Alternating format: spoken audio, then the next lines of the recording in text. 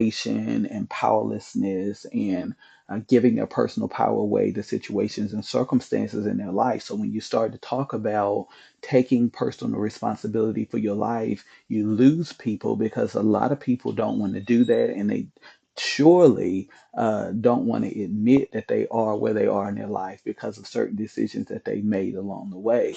And so that's where the difference between self improvement and self help and self empowerment comes into play, where you really begin to realize that you are the master of your own fate and your own destiny. And as you've heard me say many times before, if it's going to be, is up to me. That you're not waiting for something to happen, that you are the catalyst to the change and the transformation that you want to see in your life. Ultimately, what I've discovered is that empowerment requires alignment in spirit, soul, and body. And so, like I said, the problem with most of what you hear today is that we are very one dimensional. Think positive thoughts, speak positive words, positive vibes. Well, all of that sounds good. But what amazes me is that people will say things like, I only want positive people around me or positive environments in my life when you're the main source of toxicity. You haven't dealt with your own thoughts, your own belief systems, your own negative emotions.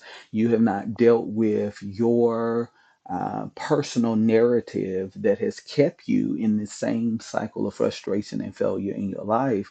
And yet you're blaming everything around you for why you are the way you are. And as you've heard me say many times over the years, could things be the way they are because you're the way you are?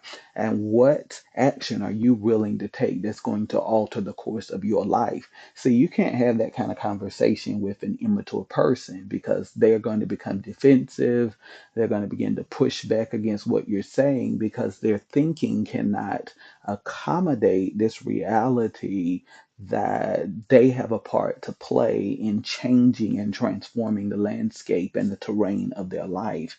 And as a man of faith, I have been mocked, ridiculed, and even attacked for being so vocal about my faith.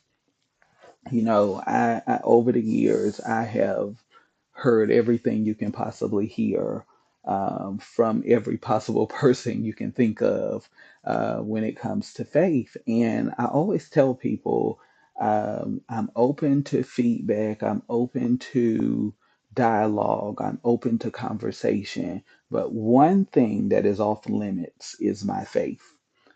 I don't attack you for what you believe. I don't attack you for whatever your belief systems and pillars in your life are. And I won't tolerate that level of disrespect in my life either.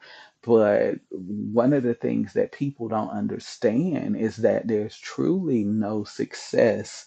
Apart from elements of faith, God has to be involved in your success equation.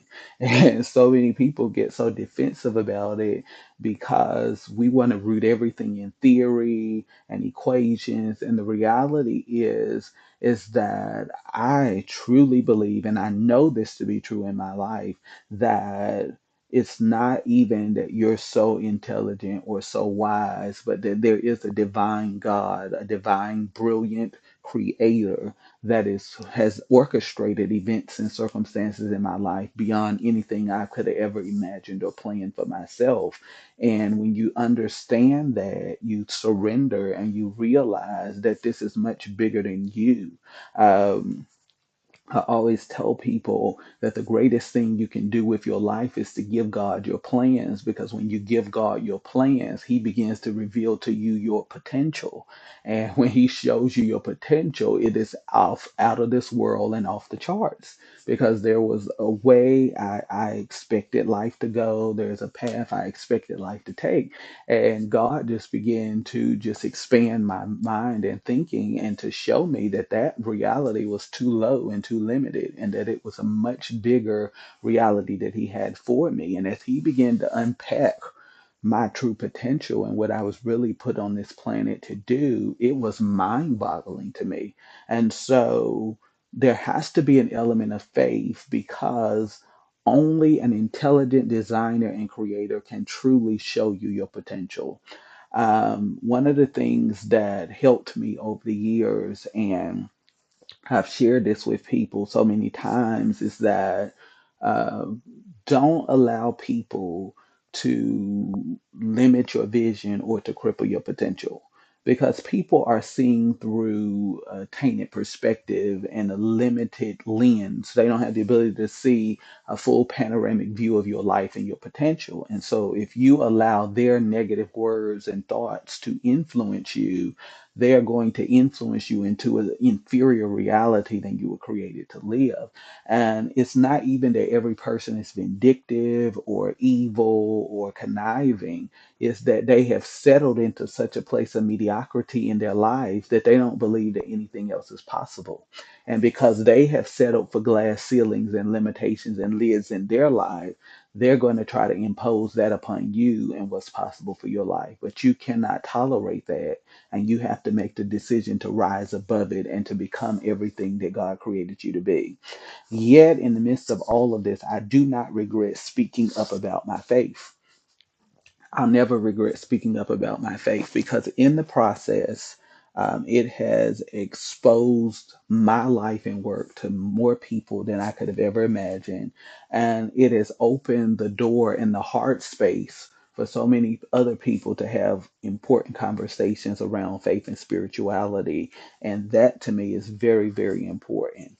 While people respect my life and work today, I remember a time when I was hoping and praying to have impact around the world. I vividly recall people laughing at my dreams, attempting to create ceilings for me, and ultimately trying to tell me how high I could go in life. And I talked to so many people, and they let one person, they let one negative word, one negative conversation, one critical critique become the catalyst to their failure and demise. And I always tell people, don't allow people to steal your vision, to cripple your potential, and most of all, don't allow people to set the bar on how high you can go and what's possible for your life. Because at the end of the day, they didn't create you, they don't know your potential.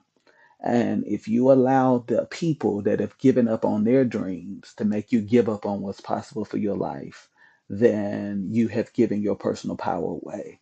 And I made a decision many years ago that once I took my personal power back, I would never give it away. I would not give it away to a circumstance. I would not give it away to an environment. I would not give it away to a system, to an institution. I would not give it away to any relational constellation. I would never give my personal power away to anything again, because I know what it feels like to be powerless, and I will never be in that position again. But that's exactly what we do when we allow people that do not even have the capacity for us to tell us what's right and what's good for our lives. How can somebody that does not even have the capacity for you tell you what's right for your life? They don't even know what's right for their lives, because they've settled. They've settled for mediocrity. They settled for average. They settled for the bottom of the barrel when more is possible for them. But in order to get to that possibility, they have to expand their psychological construct to new possibilities and realities.